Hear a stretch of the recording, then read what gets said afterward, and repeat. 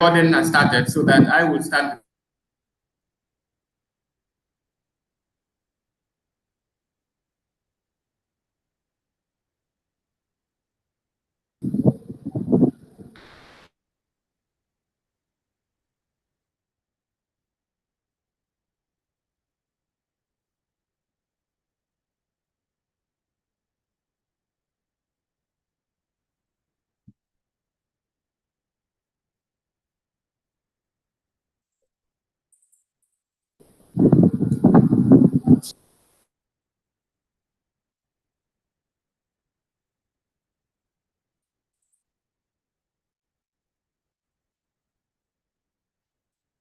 You can hear me.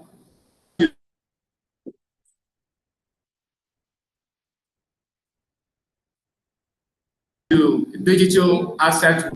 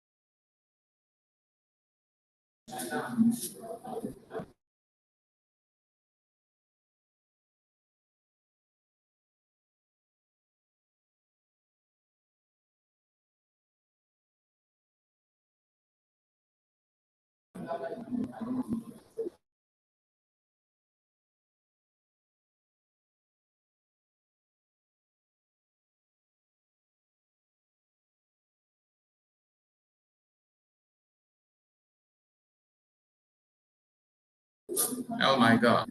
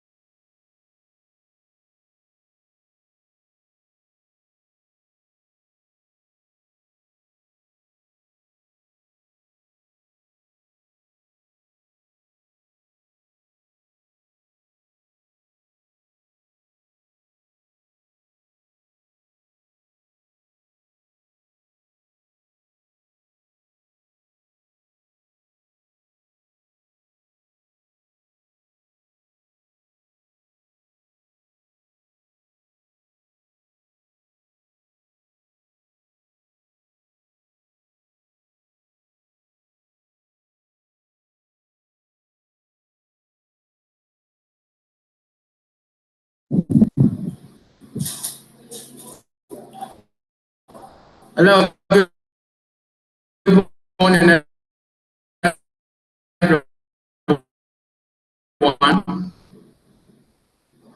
Am I here now?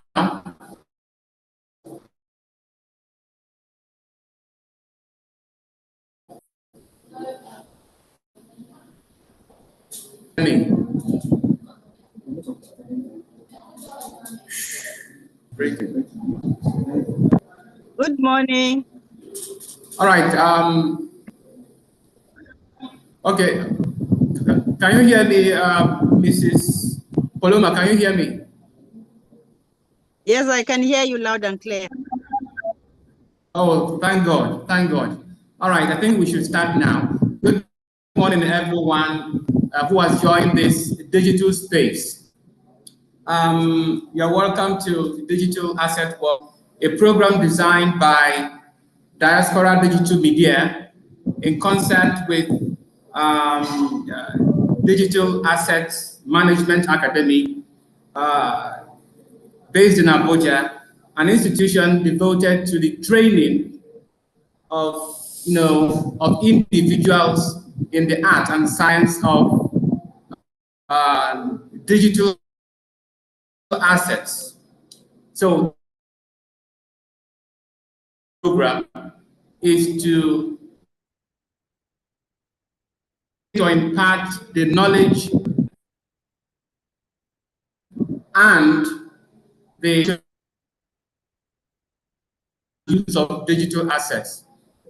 What digital asset means. Anything that is electronic, it could be money, it could be sensitive information, it could be text, it could be pictures, or anything that is electronic. So how do we manage this? So today we have brought out a very good topic because it is about the fundamentals of digital market. The topic is beyond Bitcoin.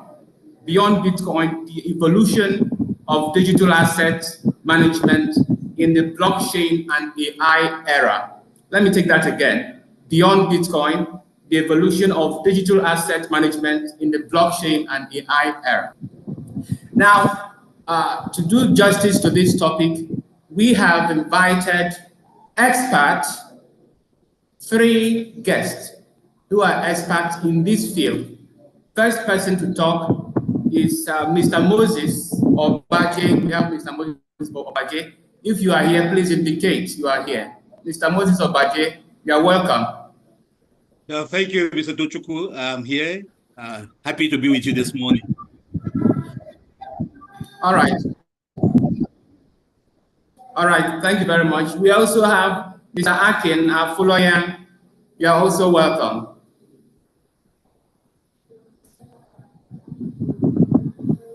Mr. Akin Afoloyan, if you are here, please, let's hear your voice.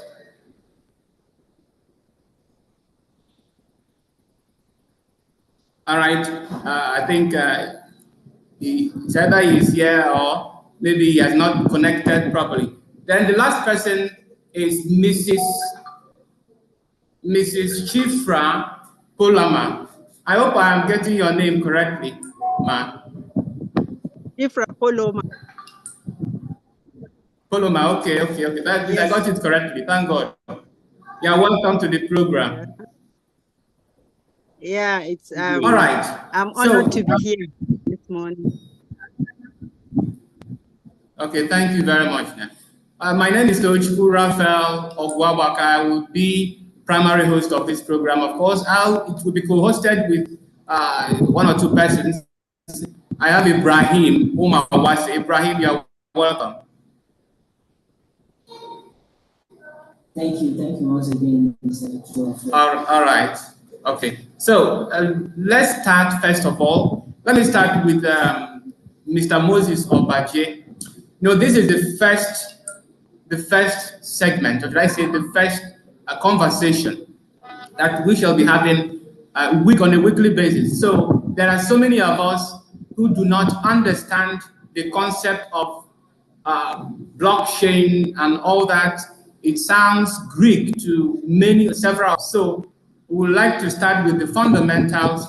We'd like you to analyze, break down the concept so that it could be easily eaten by those of us who do not get the concept. So the first question is, what is blockchain technology and how does it differ from traditional databases in managing digital assets? So what is blockchain all about and how does it differ from traditional databases? Mr. Obaje, question is for you. All right, thank you, Mr. Tochukwu. Once again, thank you for having me on this segment this morning. With regards to the question you just asked, what is a blockchain? Now, in simple terms, blockchain is a distributed database that maintains a continuously growing list of ordered records. And these records are called blocks. Now, these blocks are linked together using cryptography. Now, a blockchain is a decentralized, distributed, and public digital ledger that is used to record transactions across many computers so that the record cannot be altered retroactively without the alteration of all subsequent blocks and the consensus of the network. So once informations that are decentralized are sent to the blockchain, there is no singular personality that can go and alter these records, all right? Because they are arranged in blocks. Now, let me make it clearer. Now, when these transactions are sent across computers, I am on the system now. Now, on your own system, it will reflect. On Mrs. Poloma's system, it will reflect. That is to show that it is going viral at the same time. And so, therefore, information that are already sent on the blockchain that is decentralized cannot be distorted. You cannot alter these informations or these records that are embedded on the blockchain. If you can alter mine, you cannot alter that of Mrs. Poloma. If you can alter that of Mrs. Poloma, Tochukwu's own cannot be altered. All right, and that is one of the basic fundamental with regards to decentralized blockchains. Now, blockchain technology, I just want us to understand this one is an advanced database mechanism that allows for transparent information sharing within a business network. Now, a blockchain database stores data in blocks that are linked together in a chain, like I earlier mentioned. Now, the data is chronologically consistent because you cannot delete or modify the chain without consensus from the network. Now, for you to delete such informations, that means all the connected networks will have to be deleted at the same time. You delete mine, you delete that of Mrs. Poloma, you delete that of Tochukwu, you delete that of Mr. Ray, you delete that of Mr. Kingdom at once, and which is going to be very, very difficult to do. So as a result, you can use blockchain technology to create an unalterable or immutable ledger for tracking orders, for tracking payments, for tracking accounts and other transactions. The system has built-in mechanisms that prevent unauthorized transactions entries and create consistency in the shared view of these transactions. Now back to your question. How does blockchain technology differ from traditional databases in managing assets? Now let me take us back. In the early age of mankind, what existed was a bartering system, which is trade by barter. People exchange goods and services for goods and services. Let's assume you want to get a horse, and all you have is a donkey. And somebody is out there who also needs that donkey, but has a horse. So all that needs to transpire between you is an exchange. You give out your donkey for that horse, and he takes your donkey and gives you that horse. That was in the early age of man. As technology began to evolve, as governments began to come into play, now the governments decided that let there be a central means of exchange, where one means of exchange, you can use that means of exchange to get whatever you want. And that brought about the paper currencies that we have in circulation. We have the dollar, all right, we have the euros, we have the naira, and what have you. Now, those are centralized currencies that can be used to exchange for goods and services based on an agreement, because money or currency is an agreed means of exchange. And that's why you cannot go to America and use the currency of South Africa as a means of exchange, because the agreement in America is that the dollar should be the means of exchange. Now, you cannot use the Nigerian currency, the naira, in South Africa because it is not an agreed means of exchange.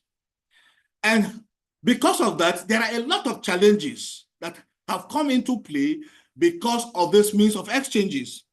That is why traditional database technologies present several challenges for recording financial transactions. Now, let me break it down.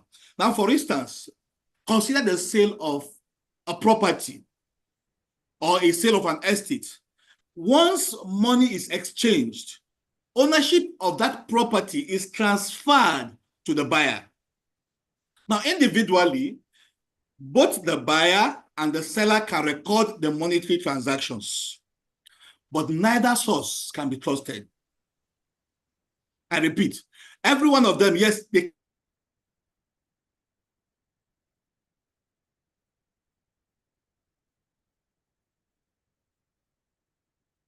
can record this monetary transaction that has taken place. Sources can be trusted. The seller can, they have received the money, and the buyer can equally argue that they have paid the money, even when they have not made that payment. So this causes for alarm. This causes for misunderstanding. This causes for disagreements. So to avoid potential legal issues, a trusted third party has to supervise and validate these transactions. Now, the presence of this central authority not only complicates the transaction, but also creates a single point of vulnerability. Why? Because the third party might decide to be on the side of the buyer or decide to be on the side of the person who is selling, which might cause controversy in the end instead of solving the problem. Which is a third party is compromised, both parties will suffer because the truth will not be unveiled. Now, that being said, blockchain technology mitigates such issues by creating a decentralized, tamper-proof system to record transactions. Now, in the property transaction scenario that I've just mentioned, it's one ledger each, one for the buyer and one for the seller. Now, all these transactions between the buyer and the seller must be approved by both parties and are automatically updated in both of their ledgers in real time. Remember, it is decentralized. The buyer, it will be recorded on the buyer's ledger. It will also be recorded in the seller's ledger. So any corruption in historical transactions will corrupt the entire ledger, which it's not possible. Just like I made mention, if you can delete what is on my own computer, you cannot delete what is on Mrs. Ashifra Puluma's computer system. So these properties of blockchain technology have led to its use in various sectors, including that of digital assets and even which we call digital currencies like Bitcoin, like Ethereum, like Ruby, and what have you. So this has helped to secure data, to secure transactions more efficiently, securing that person's resources not to be tampered with. Even if it is tampered with, it can easily be retraced. So that is the difference between the traditional method of transactions and using the blockchain technology. Thank you, Mr. Tochukwu. Let me stop here so that you can add other persons to the call. Thank you. Thank you, Mr. Obaje. You have given an incisive opening on this topic. Now, I don't know whether Mr. Afolayan has arrived. Mr. Afolayan, are you there? Can you hear me? Yes, I'm here. I'm here. Good morning. All right, you are welcome to this program. All right. Okay. Now, before I ask this Thank question, before I ask you a question, all right, let me bring up, because we are in a digital space, and there has to be some rules that we should be observing. If you are not speaking, please encourage your advice to mute yourself so that you do not interject unnecessarily. And also, Mrs. Poloma, could you keep your camera at landscape? Landscape. All right. Thank you very much. Thank you very much. All right, now we shall have, maybe at some point in this conversation, we're going to have questions coming up from our audience. So if you have some questions, just note it down, and then maybe in the end or towards the end, we shall look into these questions. Now let's come back to our conversation. Mr. Floyen, let us look into the evolution of these digital assets. How has the concept of digital asset beyond cryptocurrencies like Bitcoin and the rest of them? All right. Thank you, Mr. Ogochukwu. Did I pronounce your name very well? Permit me. All right. Thank you. Thank you for having me. All right. Let me switch to my video. I believe I'm feasible right now. All right. Thank you for that question. The first speaker have dwelled so much on this topic. I was just asking myself that what will I have to contribute to this program this morning. But thank you for that question. You know, when you hear digital assets, what comes to mind is cryptocurrency initially. But as the evolution of Web3 is happening, and a lot of innovation is coming in, we begin to understand that digital assets is not limited to cryptocurrency, and that's what give room to asset like NFT, asset bags, token. Well, before I move, I join in properly. Let me just explain for the sake of our audience and for some people to learn one or two. When I'm talking about digital assets, what does it really mean? Digital asset is any data that has value, any data, any form of data that has value, and it can be tradable. Between me and Ogochukwu, our moderator, we can trade it and we can use it within a specific ecosystem. That's what we mean by digital assets. So, going back to the question, how the evolution of digital assets has impacted, has go beyond cryptocurrency like Bitcoin and etc. I mentioned earlier that we now have what we call NFT. We have pass-through token. We have asset token. We have currency itself. So let me start with currency. Currency, which we example is a cryptocurrency, or any unit of account that that we can exchange. We can use as medium of exchange.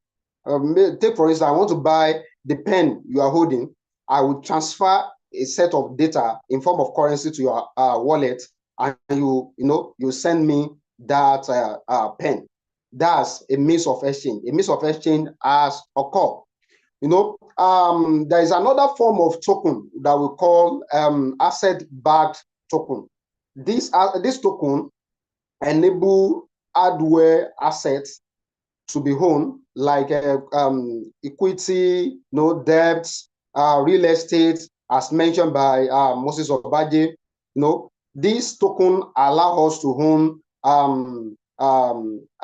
digital assets very easily. And we have another token, another digital asset, quite different from cryptocurrency. We have pass-through token. There is pass-through token. Pass-through token grants you access, to receive revenue, to get a reward, to have a network benefits for the holders. When you are a holder, there is a benefit that will flow to you. When you are holding a particular token, there is a benefit for holders. So that benefit is what we refer to as pass-through token. The last that I can remember now is what is generally known, NFT. And what's the meaning of NFT? NFT means non-fungible token. These tokens are in form of artwork. When you sketch maybe my image, you sketch something and you want to make it go viral, you place it on this token, you make it in form of NFT. And there are you can still under this token we have collectibles, we have music. You can convert it to NFTs. I think this adventure of different tokens has given digital assets a wide look beyond Bitcoin, beyond cryptocurrency. So anytime you hear digital assets, don't limit your mind to cryptocurrency, but all other assets, all other form of asset that is valuable, that you can place value on, there is value is attached to it. That's digital asset. So let me stop here for other speakers or contribution. Thank you.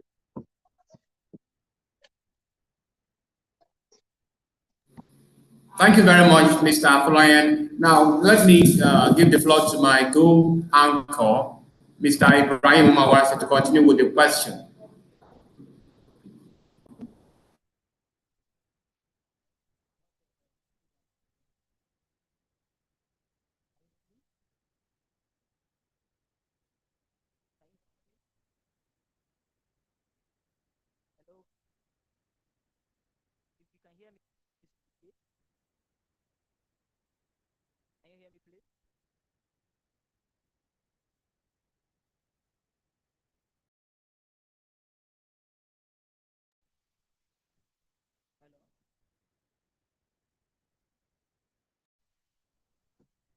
Can you hear me now?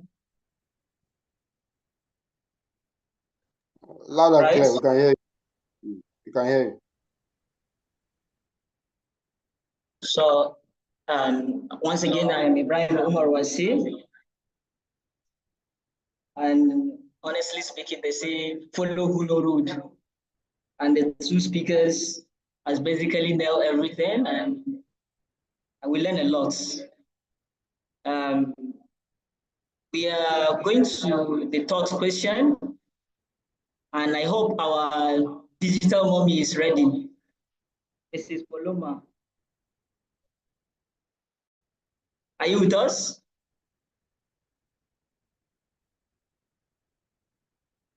The next question goes to you, Mrs. Paloma.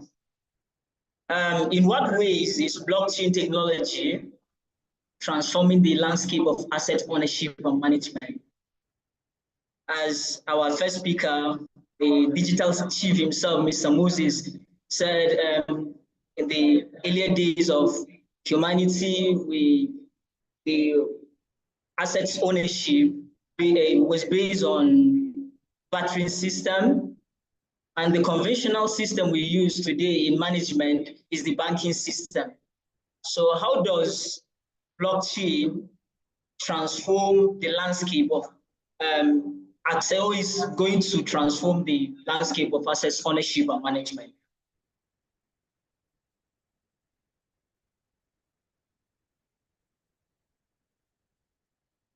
I think Mrs. Palomo is having some technical glitches.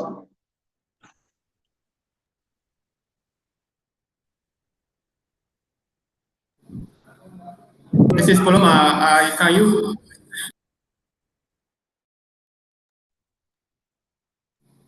Mrs. Paloma. Mrs. Paloma.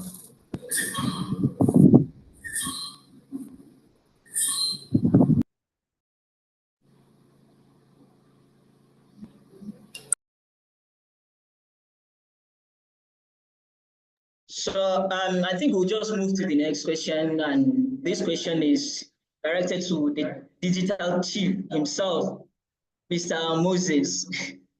Sir, how do smart contracts contribute to more efficient and automated asset transaction? That's the question.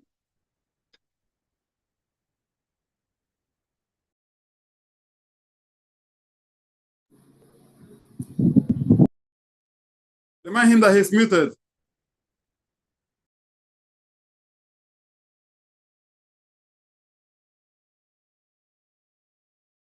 Sorry about that. I was muted. Now, before I respond to your question, let me make it clear that that name, Digital Chief, happens to be my mentor. All right. He is the CEO of Digital Assets Management Academy. All right. So don't mistake me for the Digital Chief. He's my boss. All right. I'm just one of the facilitators of Adama Academy. So back to your question, how do smart contracts contribute to more efficient and automated asset transactions? Now, before we look at how they contribute more efficiently, let's look at what are even smart contracts. Now, based on research, smart contracts are programs stored on the blockchain system that runs automatically when predetermined conditions are met. Now, underline that word, when predetermined conditions are met. They cannot run until certain conditions are met. Now, they run if-then checks. If-then checks. If this happens, what next? That's what I mean by if-then checks. They run if-then checks so that transactions can be completed confidently. Confidently.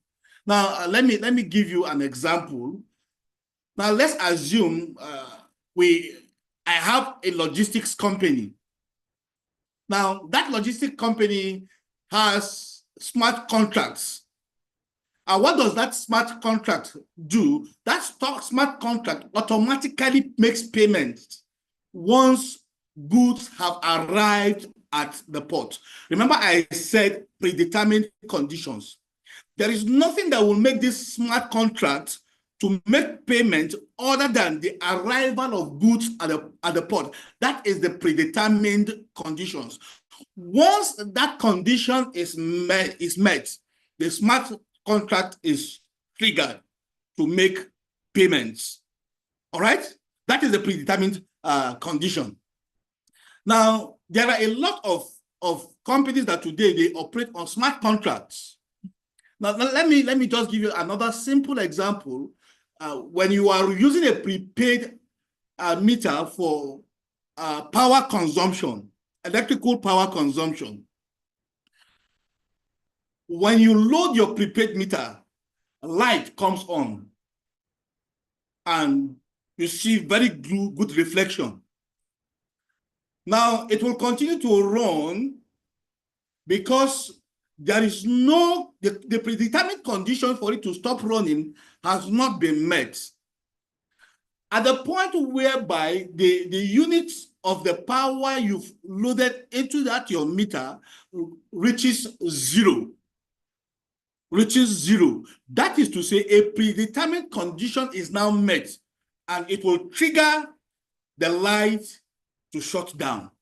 And there is nothing on earth that you can do except you will go and follow through the back door to get power again. The power shuts down. That is another way smart contract works. For hotels now, or maybe for rental apartments, where you make your payments, where smart contracts are being used, the technology is becoming so broad now. Now, once your payment expires, let's assume you lodge into a hotel for a night and you're supposed to check out of that hotel by 12 noon. Now, you will continue to enjoy the facilities of that hotel up till 11:59 a.m. Once it is 12 noon, the smart contract triggers that the services of this hotel room should be shut down. And then every facility in that hotel room becomes shut down. Now, smart contracts offer several advantages. Elimination of middlemen. Now, by removing intermediaries like brokers or lawyers, smart contracts reduces costs and increases independence. Like I made mention of the hotel room, there will be no saga between the hotel management and the customer asking him, sir, your time is up, you have to check out. Because of the smart contract that is embedded in that system, that sends the signal directly to that customer that your time is up. It is either he renews or he checks out of the hotel. Now, speed and efficiency. Automated execution with smart contracts ensures fast, disruption-free transactions. You cannot disrupt it. There is nothing that customer can do to bring back the facilities of that hotel room into function. No, he cannot disrupt it. And that is why they are free transactions. And number three, it is a trustless system. You don't need to trust other parties because the system is secure and transparent. It does justice to the hotel, it does justice to the customer. And lastly, it is immutable and secured because blockchain technology ensures data integrity and security. As like I earlier mentioned in my first presentations, that transactions are immutable and encrypted. You can do nothing with regards to that. All right, so that is how smart contracts contribute to more efficient and automated assets transactions. Thank you, Mr. Tochukwu. You can take it up from here. Thank you very much, sir, for the knowledge you imparted in us. Welcome back, Mrs. Poluma, our digital mommy. Thank you. I'm so sorry. All right, ma. My next question goes to you. But before then, I would like to remind our viewers that this program is carried out by the Diaspora Digital Media and Digital Assets Academy and Management based in Abuja.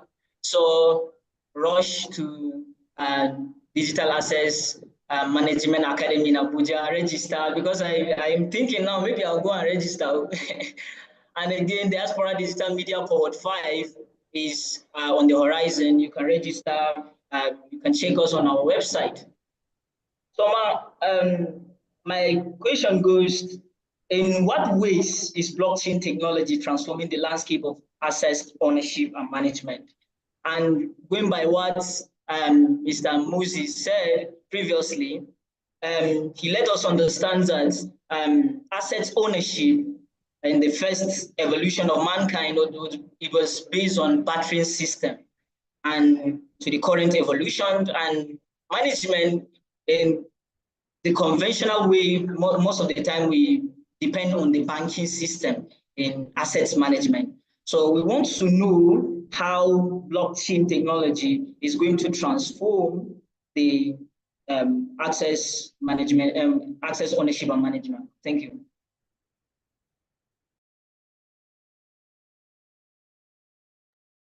Yeah, thank you for your question. The blockchain technology enables the tokenization of assets, which involves representing ownership of assets as digital tokens on a blockchain. Once this is done, it increases one, liquidity, because the token makes it easier to buy and sell and then trade the assets. And then secondly, it improves transparency, because the blockchain provides a transparent and tamper-proof record of ownership and custodianship. You are the sole custodian of your assets. And then it reduces intermediaries. Of recent, we have one Dr. Ibie that deposited funds in First Bank. They are in court now. After his deposit, he came back after a long time. It's on the news media. He came back only to go to withdraw funds, and he was giving stories. You know, if it were on the blockchain, even if it lasts for 1,000 years, he will still come and meet his funds. So it reduces intermediary, such as you become the sole custodian of your token. And then secondly, the decentralized secure ownership reduces counterparty risks. And then it increases security of one's assets, because the blockchain cryptographic and algorithm ensures secure ownership and transfer of assets. And then it improves auditability, meaning this thing can be audited and you still find this, it is just there. It is tamper-proof. There are other new assets that are new creations of assets, such as what one of the other speakers talked about, the NFTs. Digital arts are now a blockchain that gives it ownership to whoever owns that digital art, and it can be sold on the blockchain. And then we discovered that real estate also is being used to tokenize real estate assets. And it is easier to buy and sell properties on the blockchain as well. There are other assets that blockchain can be used to tokenize. In fact, every sphere of life can be blockchain, because the blockchain, the digitalization of these assets makes it more secure. So on the overall, the blockchain technology has the potential to transform the landscape of asset ownership and management by providing a secure, transparent, and decentralized way to manage one's assets. Thank you. Thank you very much, Ma. For viewers, what are you waiting for? This knowledge free, you're free of charge, no shishi. So the Russian, go and register, big, go and register. Abuja and Diaspora Digital Media in Oka, Russian register. So the fourth question, Mr. Chochuku, honestly, I like the way the thing is going. It's just going smoothly, and we having free knowledge from our digital doctors. I will call them digital doctors because they are giving us an antidote for our digital elements. So thank you very much. The fourth question, and the fifth rather, I'm going to bring back Mr. Akin. Oh, Mr. Akin, you're with us. Yes, I'm here. I'm here. Yes, I'm here. Right. What role does decentralization play in ensuring transparency and security in digital asset management? And you know, people that are not tech savvy, people that have limited knowledge about cryptocurrency and blockchain, once they hear anything digital, the first thing that comes to mind is definitely hackers. So transparency and security are the two principal things everyone wants clarity on. So the mic is yours. How does this decentralization ensure transparency and security in digital assets? Thank you, sir. All right, thank you, Mr. Ibrahim. I think that's your name, right? Am I correct? You're correct, yes. Sir. You're very correct. All right, thank you for that question. First of all, if you look at the nature of a cryptocurrency itself has a decentralization nature, is decentralized in nature. And the advent, of blockchain makes it more, more transparent and more secure. So, and that's will make me to start with the question by saying that decentralization, transparency, and security are the key feature of blockchain. They are the key feature. There is no way you will explain blockchain without mentioning transparency, decentralization, or security, because that is the real meaning of blockchain. And to answer the question properly, you said, how does the decentralization play a significant role in transparency and security of data assets? When you look at the nature of blockchain in terms of transparency, there is what we call distributed ledger technology, DLT. We call it DLT, distributed ledger technology. This provide transparency and tamper evidence record of transactions. What do I mean by that? That nobody can tamper with it. I think it was Mr. Moses that said it the other time that if we have 2 wallets, or let me say 5 wallets, and they are on blockchain, there is no way you can tamper with the 5 wallets at the same time. No, you can only hack into, take for instance, into my wallet, but you can't hack into the rest 4. That makes it more secure. It is not a centralized based system that once you enter into someone's wallet, every data is gone. No. So that makes digital assets management, transparent and secure. And when you look at the all transaction, another point of transparency is all transactions are recorded publicly. You will see it. I don't know, maybe the time will not permit me. I will have shared my screen and show you practical evidence of what we are talking about. Well, if you are conversant with blockchain technology before, you see that all transactions are listed openly. Mr. Ibrahim can be looking at the same transaction I'm looking at. Is public. There is no hidden agenda. There is no data that is hidden somewhere that some people cannot access it. If I'm selling here, Mr. Ibrahim will know that I'm selling. Mr. Obaje will know that I'm selling.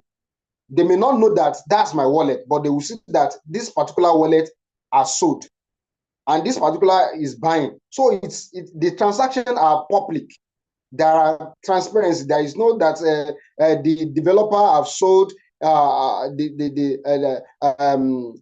amount of tokens that he has with him, and all the projects as rug pull. No, there is no rug pulling in blockchain, in decentralization of data management, data assets.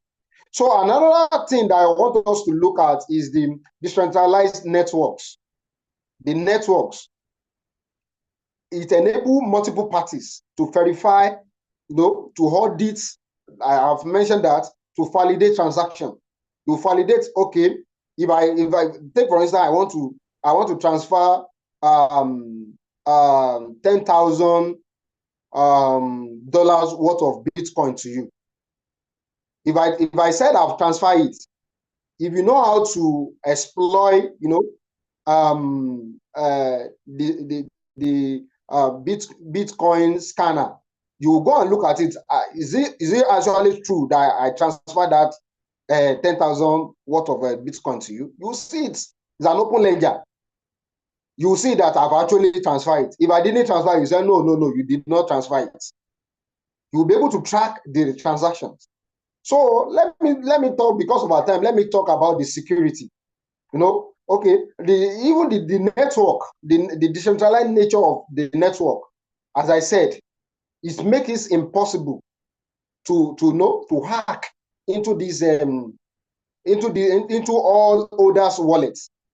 And that's why we still have what we call Ethereum now. I want to make an example. I want to remind us of the case that happened to Bybit some months ago. I think around February or so. There was this news that Bybit Ethereum wallet was hacked into. Though we were told that they recover it, but that's not where I'm going to. If Bybit is the sole custodian of all the tokens called Ethereum, maybe by now that will have been the end of Ethereum.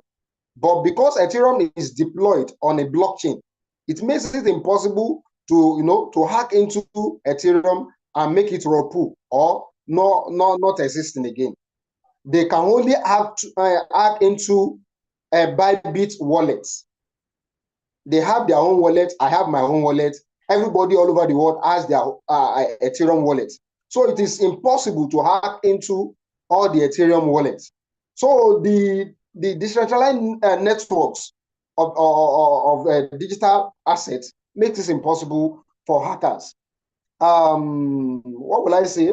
Maybe let me stop here because of our time. I have other points, but let me stop from here. I think I've explained and dealt well with this question. Thank you for the question once again, Mr. Ibrahim. Definitely, you did justice to the question. Thank you very much, sir, for the knowledge you imparted in us. And I would like to remind you also once again, Diaspora Digital Media and Digital Assets Management Academy in Abuja are the sponsors of this program. So what are you waiting for? Rush and register in these two academies. And second of all, we are on YouTube Live. This program is run on every Friday and Wednesday, 11 a.m. Yes. So every Wednesday evening, every Wednesday morning, you wait for another episode. So with that, I would like to bring our main host, Mr. Tochukwu Raphael, to continue with the questions. Mr. Tochukwu, hope you are with us.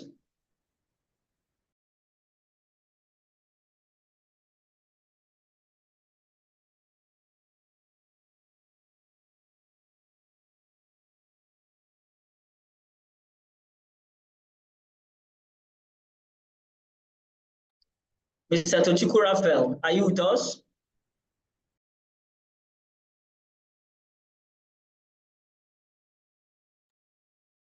I think Mr. Tochukwu is having some technical issues from his end.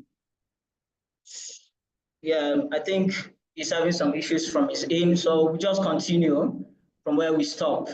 And our digital mommy, the next question goes to you. What challenges or risks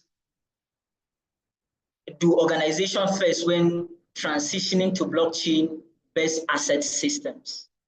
Let me take it again. What challenges or risks do organizations face when transitioning to blockchain-based asset system?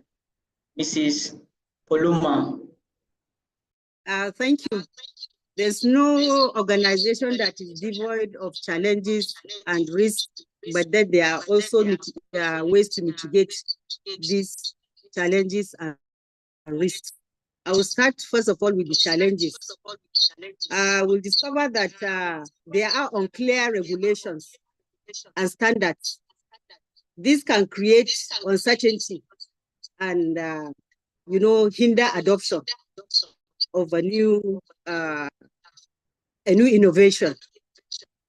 Secondly, blockchain technology is still evolving. And so because it is still evolving, the scalability and the interoperationality issues can arise. And then thirdly, integrating this blockchain technology with existing systems and infrastructures can be complex. Why? Because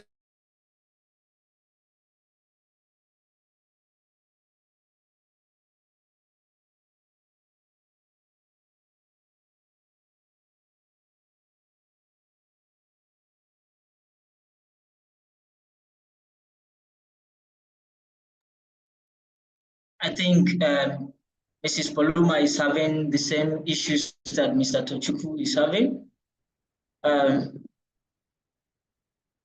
So don't forget, we're talking about digital assets and management, blockchain, cryptocurrency, digital management, and the way we access the way we own digital assets. Our guest is having some technical issues from our end, so we wait for the issues to be resolved. We move to the next question. Mr. Tochukwu, are you with us? Mr. Tochukwu Raphael, are you with us?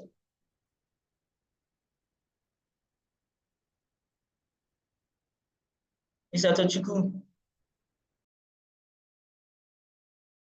All right.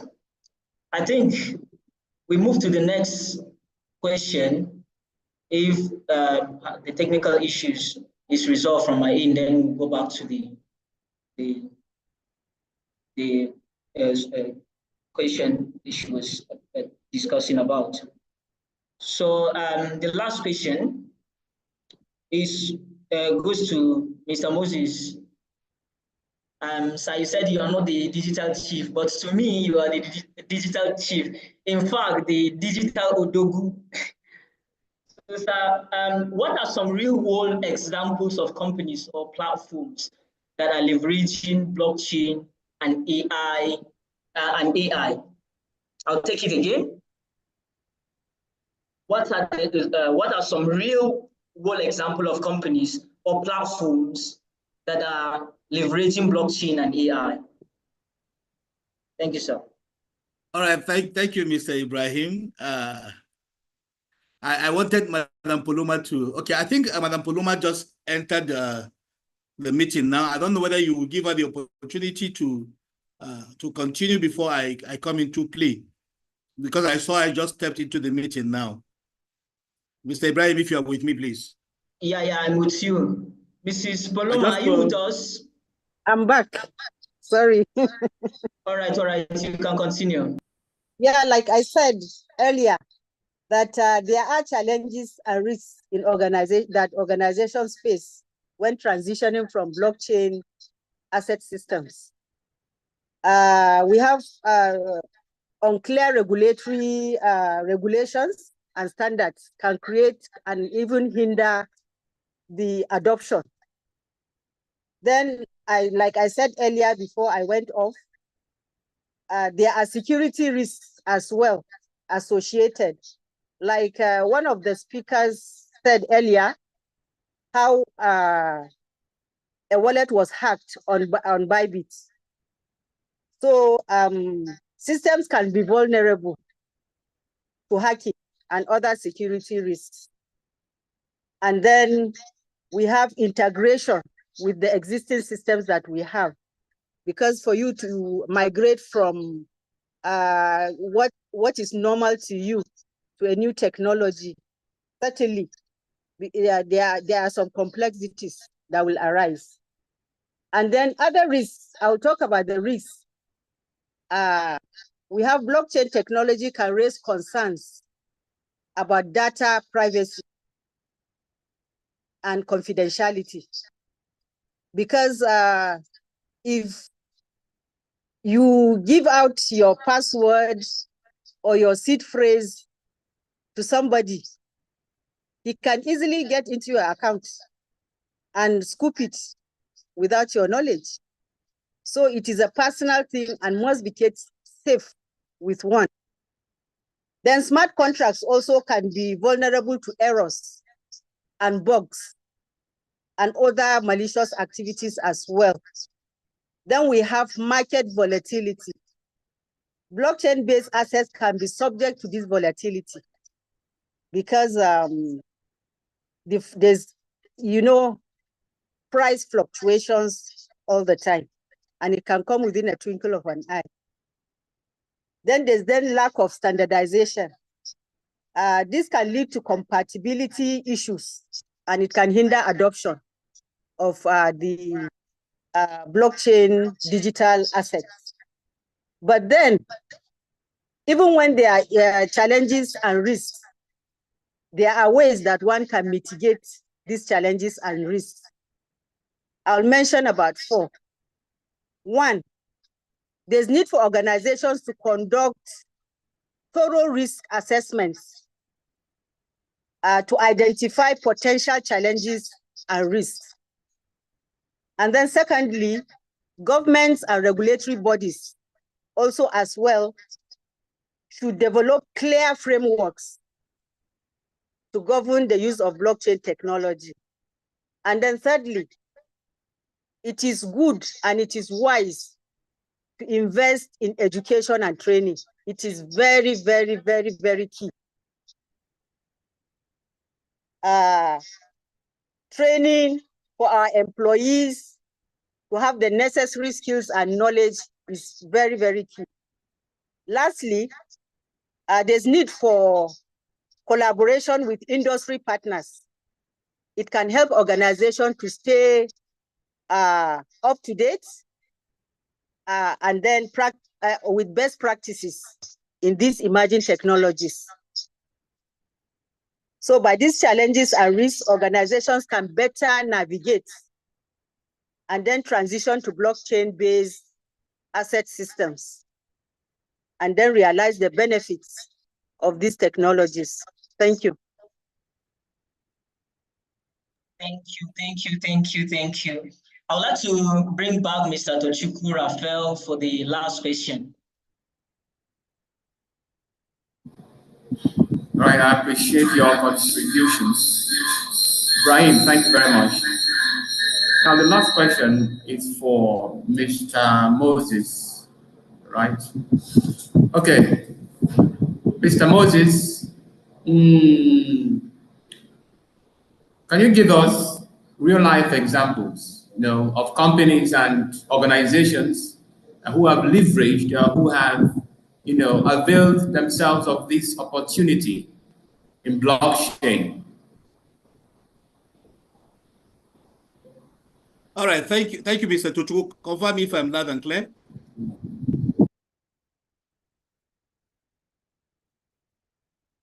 Confirm you can hear me. Yes, we can hear you, Mr. Moses. All right, thank you. We can hear you. All right, thank you very much. Thank you very much. I want to appreciate Madam Poluma for her contribution. We learn every day, all right? When she was making her own presentations, I learned a lot from her also. Now, like we all know, blockchain is an emerging technology that is being adopted in innovative manner by various industries. There are a lot of industries that are now keen into the blockchain technology. Like we know of the Tesla company, where we have self-driving cars, okay? These are real-world examples of companies or platforms that are leveraging blockchain and artificial intelligence. Now, another aspect that I want us to also talk about this morning is the energy sector, because the energy companies use blockchain technology to create peer-to-peer energy trading platforms and streamline access to renewable energy. Now, for example, let's look at the blockchain-based energy companies, which have created trading platform for the sale of electricity between individuals. Now, homeowners with solar panels use this platform to sell their excess solar energy to their neighbors. The process is largely automated. Now, smart meters, I made mention of power consumption the other time. Smart meters create the transactions and then the blockchain records it. So that if there are any discrepancies, oh no, I did not use your light, okay? I did not use the energy you supplied, or no, you did not supply the energy. The blockchain records are there to solve such challenges, such discrepancies. Now, if we look at even the finance sector today, I always say it now, if you go to the banks, not like in the days of old, where when you go to the bank, you see a lot of people queue online waiting for them to be served. Maybe they need cash. But because of the advancement of technology today, you see that we have what is called automated teller machines. We have point of sales where you just go in with your cards and then you transact. Now, traditional financial systems like banks and stock exchanges use blockchain services to manage online payments. They use it to manage accounts. They use it to also manage market trading. Now, in the course of research, I discovered that, for example, Singapore Exchange Limited is an investment holding company that provides financial trading services throughout Asia. Now, they use blockchain technology to build a more efficient interbank payment accounts. Now, by adopting a blockchain, they solved several challenges that the banking sector faces, which includes batch processing, which includes manual reconciliation of several thousands of financial transactions. Now, if you go to the retail sectors today also, which is another aspect whereby blockchain is taking over, real companies use blockchain to track the movement of goods between suppliers and buyers.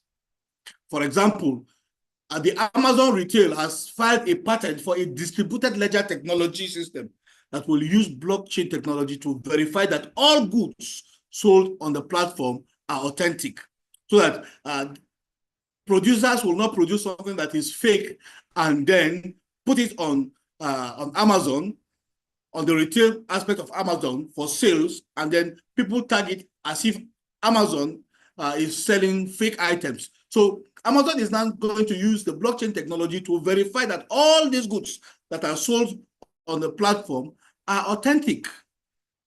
So there are a lot of companies, there are a lot of platforms that are now using blockchain as a means to secure their business, to make their business much more transparent and make it much more secure.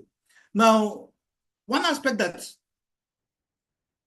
grabbed my attention of recent is the healthcare sector.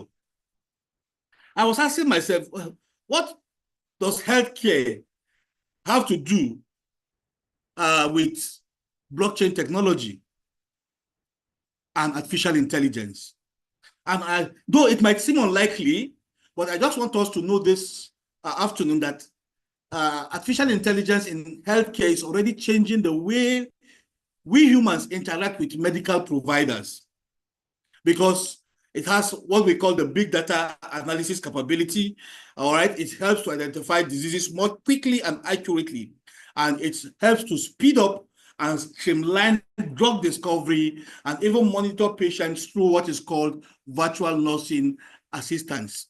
So blockchain and artificial intelligence have come to cause a lot of disruptions to what we know in the days of old, because technology is always advancing. And what I saw with regards to the health sector really amazed me. It is called the body scan AI. Yes, the body scan AI. Now, with that, it's going to be an application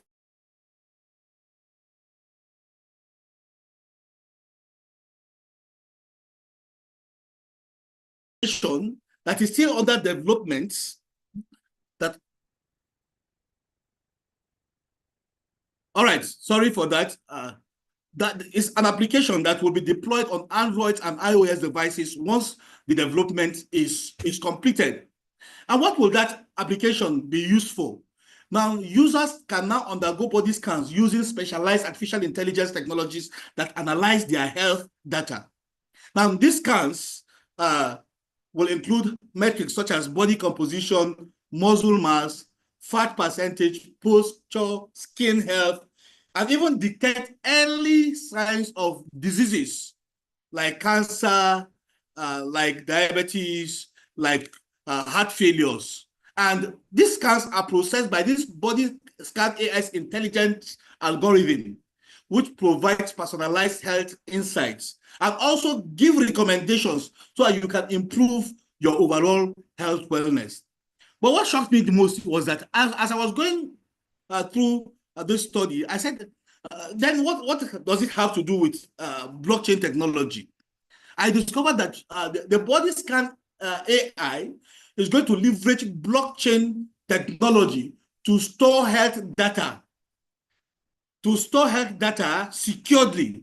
Now, like we have spoken about decentralization, the body scan AI is going to use decentralized ledger technology so that users can have full control over their health information, thereby ensuring privacy, ensuring transparency, and protection against data breaches. And so, transactions involving the body scan reports, the health consultations, or fitness-related services will be recorded on the blockchain, which will ensure integrity and it will eliminate intermediaries. So that is to say, your data is secured when you use this application to scan yourself. Now you see that there are no intermediaries. If you want to see a consultant, you already have an information why you need to see the consultant. And then it is that information that you give to the consultant that the consultant will now make do of it. Not really, you just have to go through one secretary, or you have to go through one nurse or one doctor before you get to the consultant. No, there are no intermediaries. You have direct access to information, and then you can also pass this information to whomever you want. So, gentlemen and ladies, there are a lot of platforms, a lot of companies that are using blockchain technology now so that their business can be fast, their business can be secured, their business can also be transparent. So I believe there are a lot, like I made mention of the transport sector, whereby we have the Tesla vehicles, which are self-driving vehicles, all right? In the manufacturing sector, robots are already taking over the works of man. And all this, when blockchain is embedded into all of them, I want to assure you that businesses will run faster, better, and will be of great benefits to the owners of these companies and platforms, and also to mankind in its entirety. So that is that for companies, for platforms that are using blockchain technology. Time will not permit me to break a lot of them down, but with this little that I've been able to share with you this afternoon, you will understand that there are real-world examples of companies or platforms that are leveraging blockchain and artificial intelligence as far as business is concerned. Thank you, Mr. Tochukwu, for giving me this opportunity. All right, thank you very much, Mr. Moses Obaje. All right, I think now if you have a question or questions for the guests, the floor is yours now. I think a person has dropped a question. Best Way Zoto said, what are crypto names and what are their values?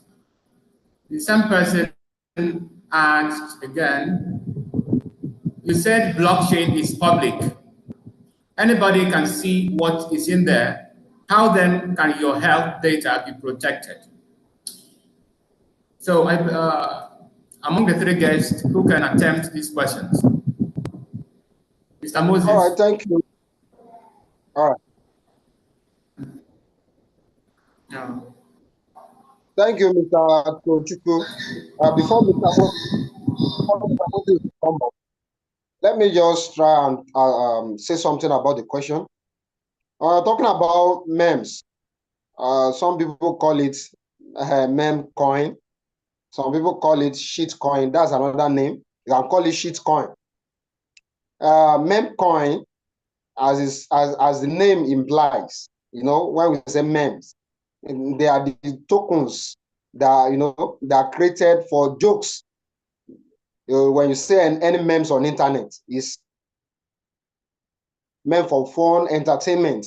So in the same manner, that's how memes tokens are created. They are just meant for entertainment, just for fun, and after a while they can fizzle out, and some still strive. We have example of them in, I don't want to be mentioning name now, in this space. And the value of this token is mainly depend on the hype of internet, of the people behind it, of the holders. The way they hype it, that's the values. It doesn't have any specific value. What do I mean by that? It doesn't have any aim of holding it. It doesn't have any use case. Yes, let me use that technical word. It doesn't have any use case. It doesn't have any utility. That is, you are not using it for something. No, the meme coin is only created, just for fun, for entertainment, and when the hype goes down, the value of that coin goes down with it. So that's how to know meme coin. If you see any coin that does not have any use case, that is coming to solve a particular problem, it doesn't have any utility, so that's a meme coin. So I think I've attempted that question. The second question, because I was reading through the chat board before you come up, can you remind me the question again? Let me try and check it. I think all right, the second question focus on security. You said earlier that blockchain offers a platform where everyone can see what is on a particular space. So he's asking, how then can one's health data be protected? If everyone can see what is on a particular space, how then can your health data? Yeah. Okay. What we mean by blockchain is public. It doesn't mean that you put your heads on the internet. No, that's not what I was saying. The transactions, the exchange of data, where we said data assets, there are any data that has value. The value, the exchange, like this the example made by Mr. Moses, when the token, when the app is fully deployed, you can use the token called body scan AI, to pay at a gym. Maybe you want to get a drug in a store, you can use that token, the body scan AI, to transact. If you are, if you are employing an advanced doctor online through the AI power, you use this token to get the service. That's what we mean. So the transactions of this token is what we made open, but the records, the diagnosis that the app will do for you will not be made open. I think I've attempted that. If there's anything that Mr. Moses want to add to it, I think it should come up. Okay. Mr. Moses, do you have anything to add? All right, thank you. Thank you, Mr. Akin, because you have just done justice to that. Now, when you are on the blockchain, you see transactions, all right? But behind the transactions, there are other intricacies that are not unveiled, which only you have access. Let me give you an example. Now, let's assume you have $10,000 worth of Bitcoin in your wallet, all right? Now, when you go and transact, and then you move, let's say $1,000 worth of Bitcoin from one wallet to another, that transaction is shown on the blockchain, but the blockchain does not reveal to you, to the other parties, that so person has $10,000 worth of Bitcoin in his wallet. All right? Despite the fact that the transactions are public, but these are meant for your own personal security. All right? So it's not everything that is so exposed to the public. But when I want you to see what is in my wallet, that is between me and you, all right, I can open up to you to see what is in that wallet. But blockchain will not just come and then showcase my wallet and say, okay, Mr. Moses has $10,000 worth of Bitcoin in his wallet. And that's why, just like Mr. Akin earlier mentioned, now, you might see the transactions. I don't know how to put that in English, but behind the scene, there are other details that are embedded in that transaction. So for your data, yes, the body scan has already done the analysis, the results are out there. But there's nobody that can come and say this analysis, this body scan analysis that was conducted 6 a.m. is for Tochukwu. I don't know whether you get it. This one is for Emeka. This one is for Mr. Ray. It is decentralized. It is there. But nobody except you that is the owner of that account that can now, okay, this is my data. And when you want that data to go out, it is your responsibility to give out that data. Being that it is public does not mean that it is identified. Mr. Chris has cancer, Miss Rose has tumor. I don't know whether you get what I am saying. It is decentralized, but nobody can come out and say this belongs to this person. Thank you. Right, very loud and clear. Now, Christian Koro, you are raising your hand. Okay, Mrs. Poloma, Yes. Do you want to add anything? Yes. In addition to what Prof. Moses has said, each transaction bears a wallet, and this wallet is only known to the holder.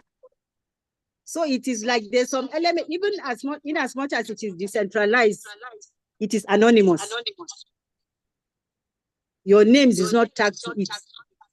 Because in the blockchain industry, when you create your wallet, it's not like the traditional banking system that we have, that you have to provide KYC, your name, your date of birth, and the likes. This one is between you and the blockchain. So it is decentralized, yes, but it is anonymous because you can't track it to a person. Thank you. And then secondly, I saw somebody asking a question with regards to the meme coins. Akin has done justice to that, but I want to add that meme coins are highly volatile. And thanks to us in the Dharma Academy, we provide free knowledge and skills for you to identify good gems in the market.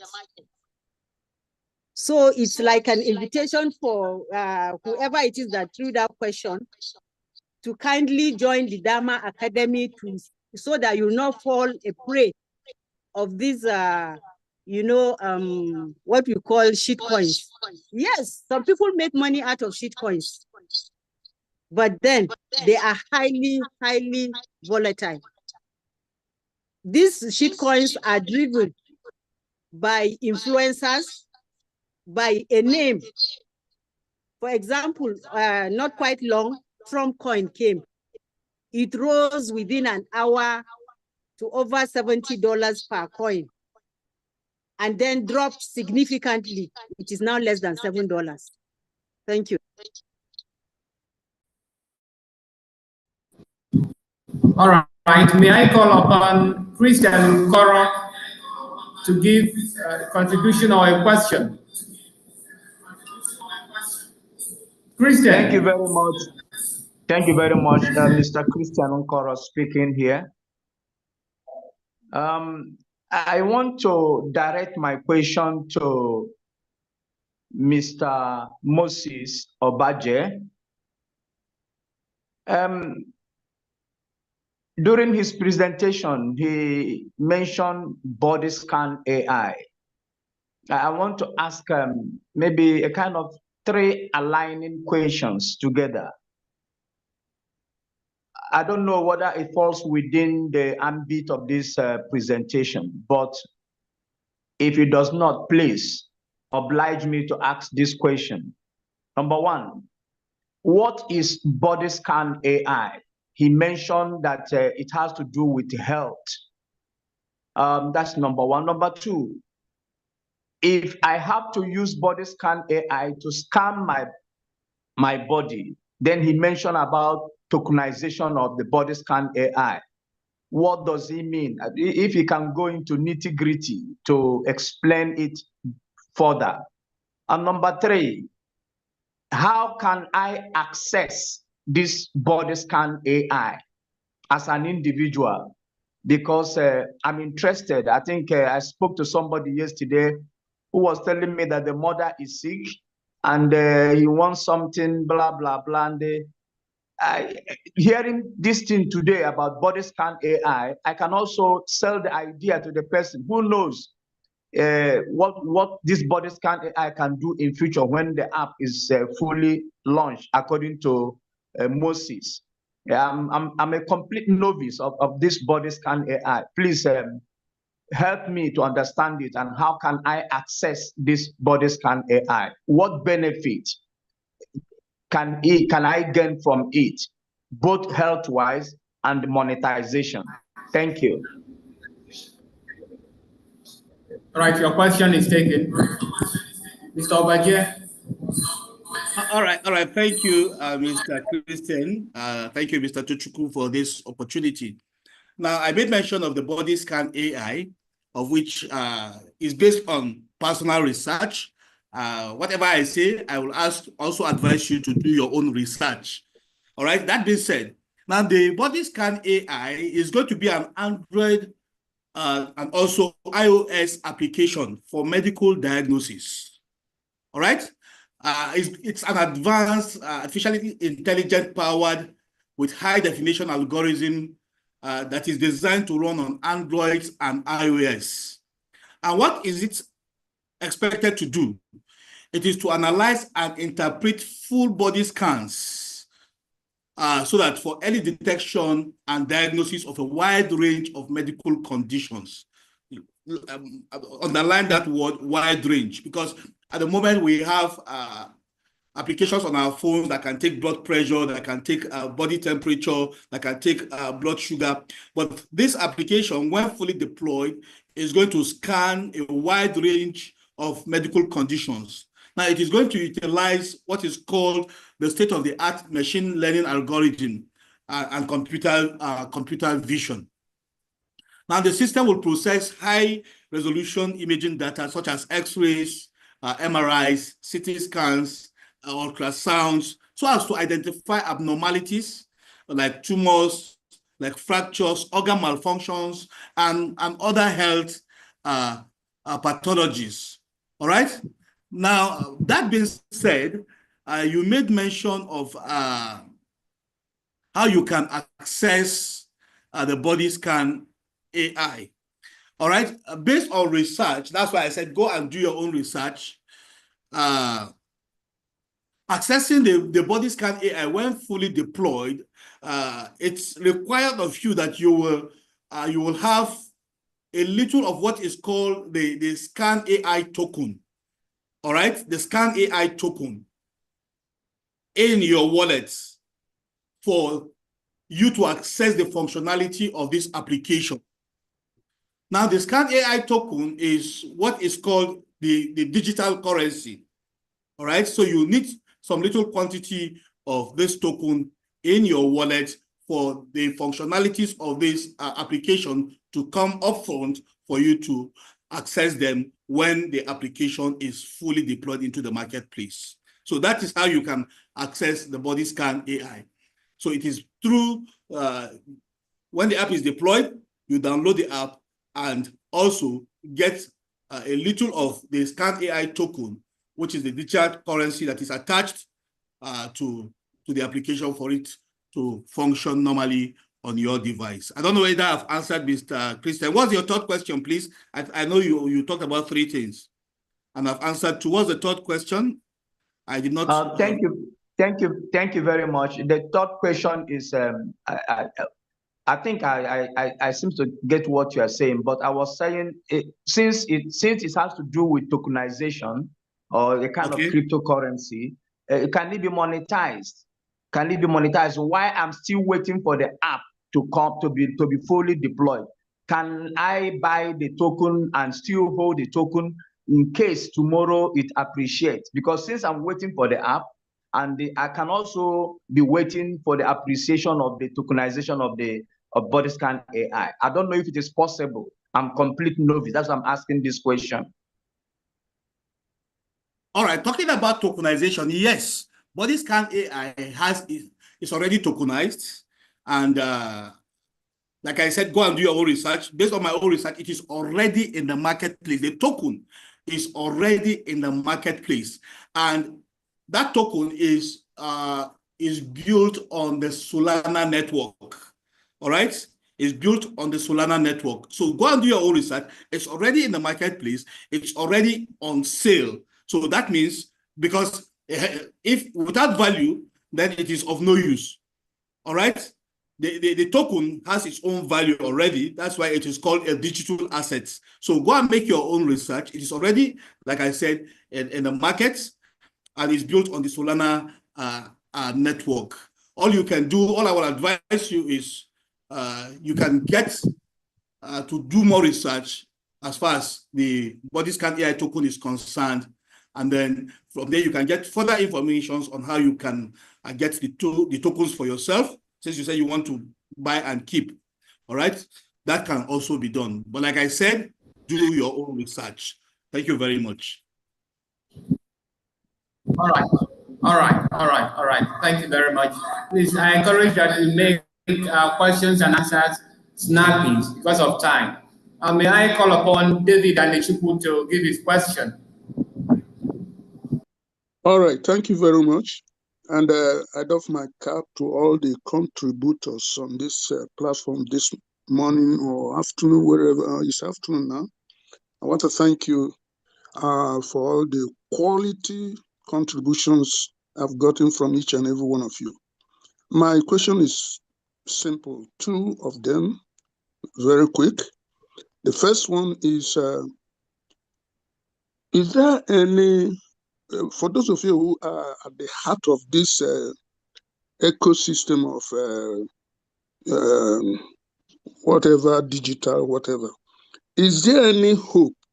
Is there any research or any effort going on somewhere behind the scene on how to help customers recover the 12-phrase seed, whatever it is called?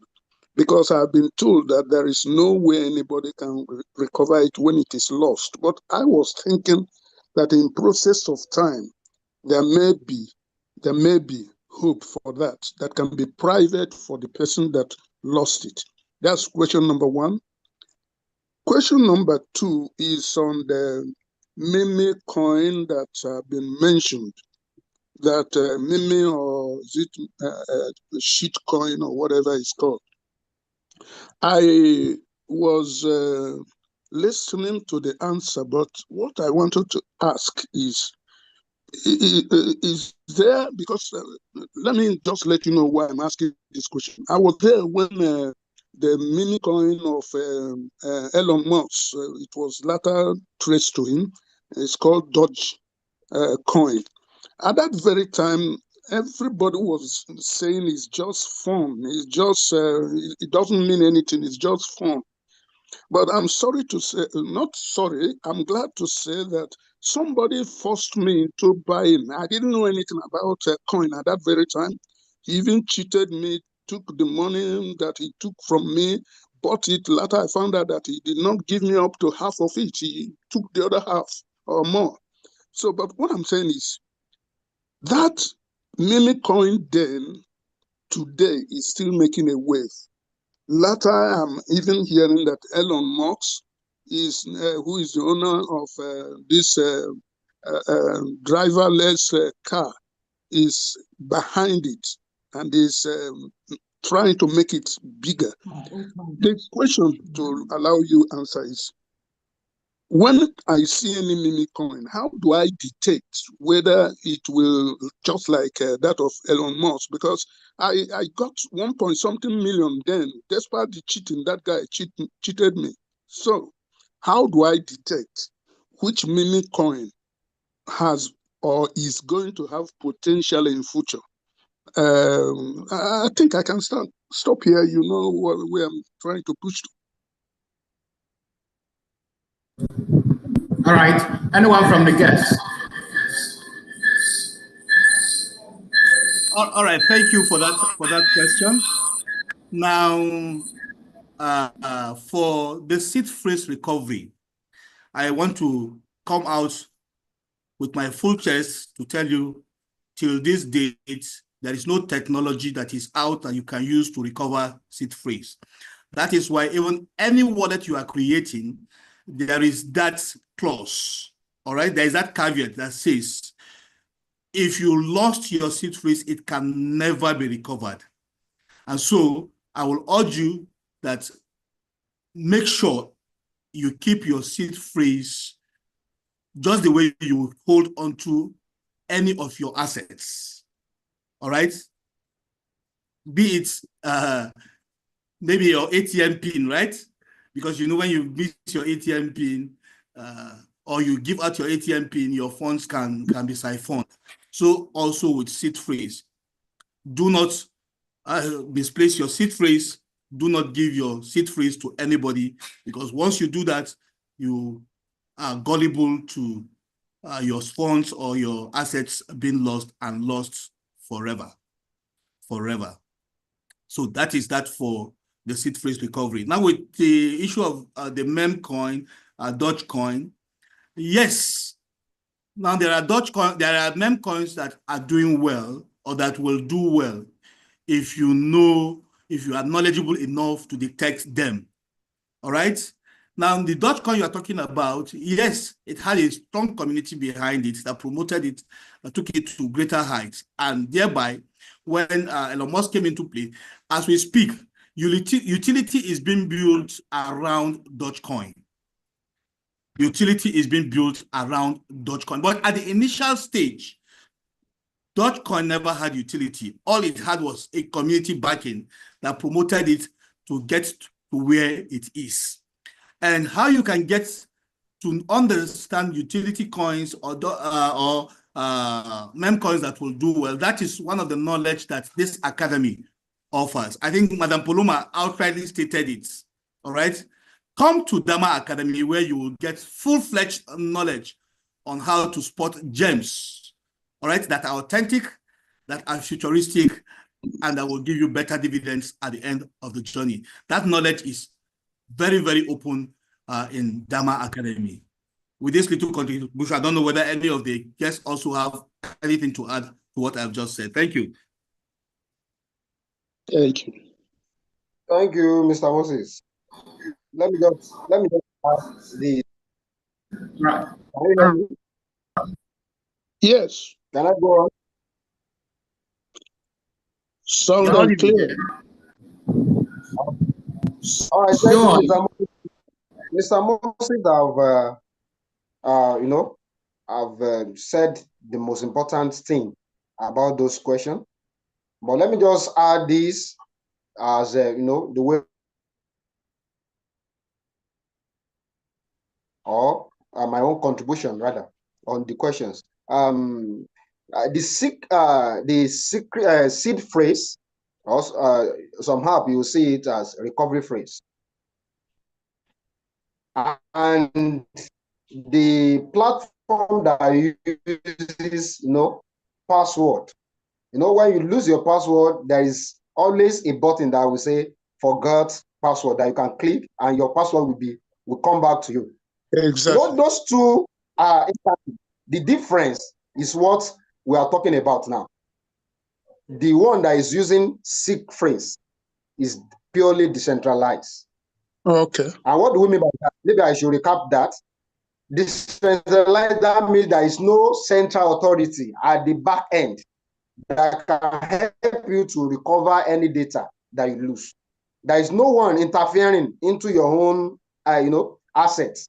Nobody can interfere with it. That's decentralized. And that's why you will see it accomplished with seed phrase.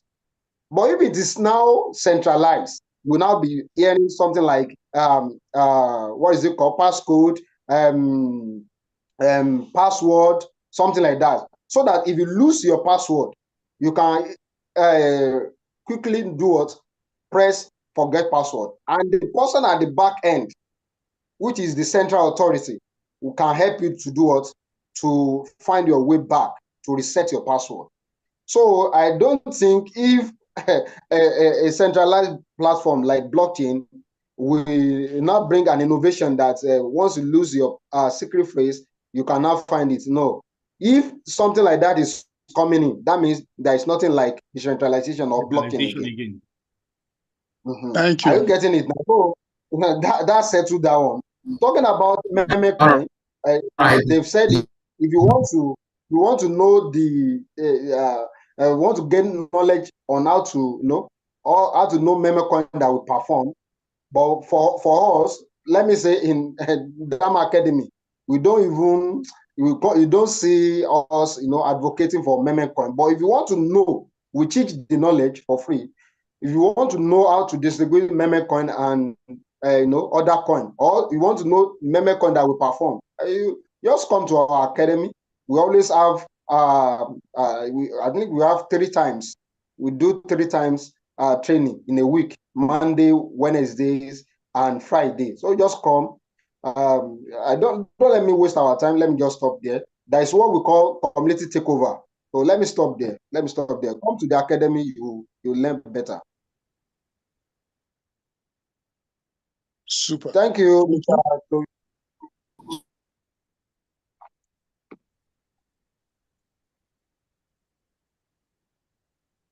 I'm done.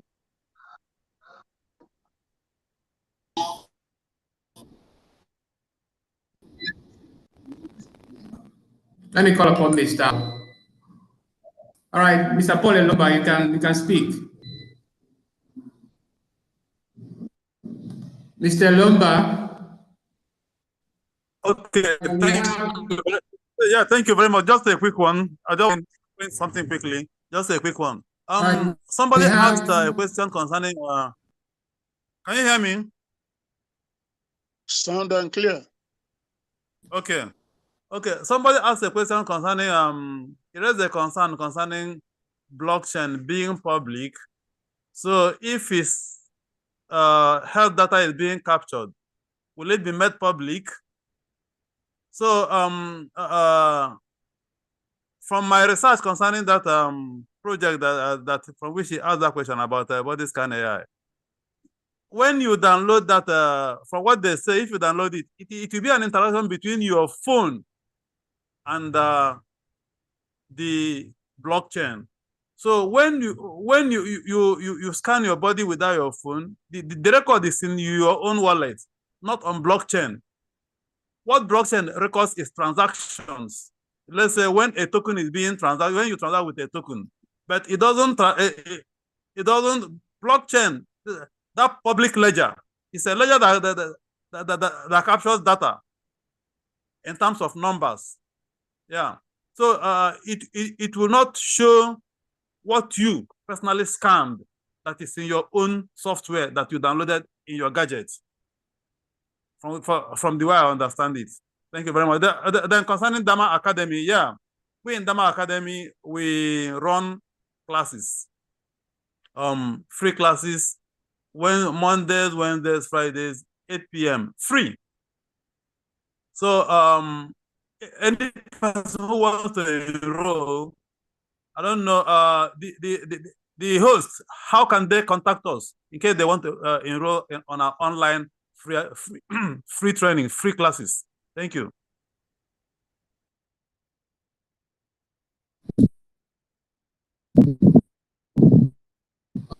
All right, thank you very much. I think I should drop a contact here. Let me drop a contact on the box here so that you shout me up, you text me if you are interested in enrolling in the program, then you text me and I will reach to the management of the institution. So let me drop a number here. I'm sorry. Because in the outro, I'll make sure I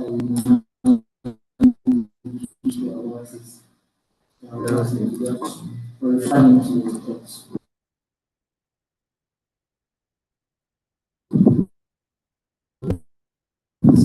All right, as I do that,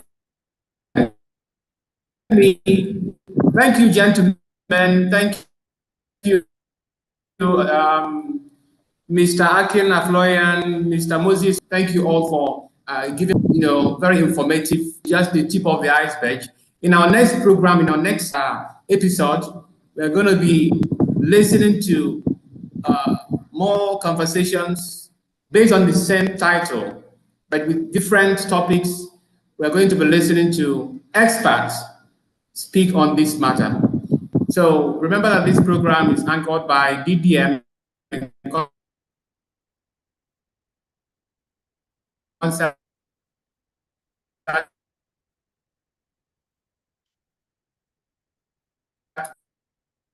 with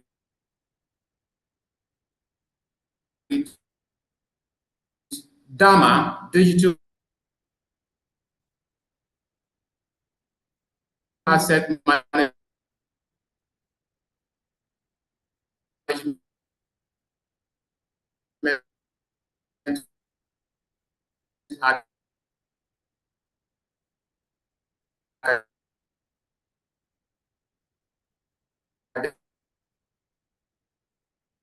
based in Abuja. So this academy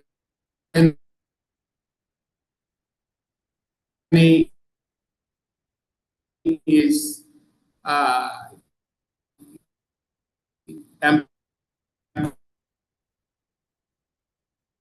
empowered to train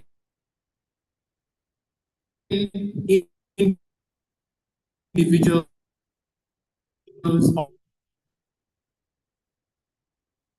organizations. Thank you very much, Mr. Tochukwu Raphael, for the opportunity. In the arts, in the skill. Well, in the thank you, our guests, the audience, ladies and gentlemen, as we draw the curtain on today's enlightenment session, beyond Bitcoin, the evolution of digital asset management in blockchain and AI era. The esteemed Hadis Obaje. I would like to be calling you, sir, from today. Knowledge, Mr. Akin and house of life. So there are also a whole staff, and you can see how gain by program. So thank you very much. And invaluable insights into how technology continues to reshape our understanding and handling of digital assets, the new age. I also like to remind you that this program is hosted by Diaspora Digital Media, DDM, and Digital Assets Management Academy that is based in Abuja, Dama Academy. So if you want to enroll in these two institutions, there is a number dropped in the comment section, and also you can just go to diasporadigitalmedia.com, and we are on YouTube, on Instagram, on every platform, social media platform. So to our participants from across the globe, thank you for joining us and engaging so thoughtfully. We hope this conversation has sparked new idea and inspired further exploration into the dynamic intersection of blockchain and artificial intelligence. Let us not merely be listeners, but actors in this unfolding story of innovation. The future is digital, intelligent, and decentralized, and it is ours to shape. Until we meet again, don't forget this program runs every Friday and Wednesday, 11 p.m. 11 a.m. I mean. Stay inspired, stay informed, and stay connected. Goodbye, and thank you all.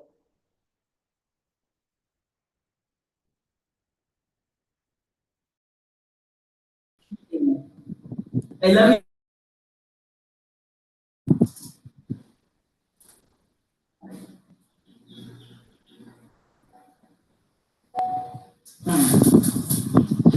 Good. I didn't even know it dropped 2 hours.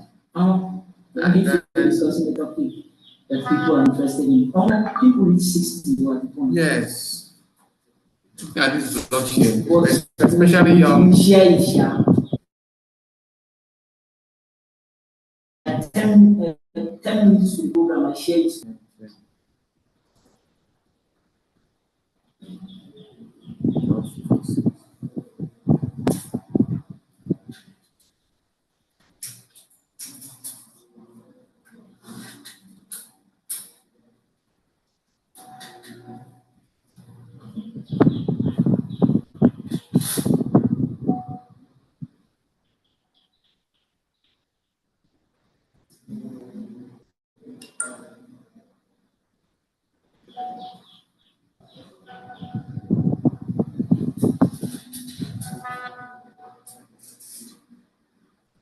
Okay, let's meet by 10 p.m. to make an assessment. Make an assessment of the program. Okay. I wanted to ask about the time, but let's wait for that 10 p.m. So I will ask some final questions because we didn't specify the time we are to end the program. We said we're going to start by 11, but the ending time we didn't say it. Whether it would have lasted for 2 hours or 3 hours or 1 hour. So that is one of the things I would say. I attempt to have that assessment.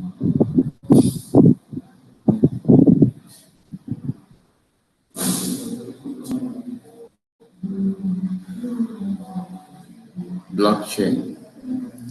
Now I have an idea about it. But before, it was something Greek to me. When it's blockchain. Is it Kevin has not ended the program.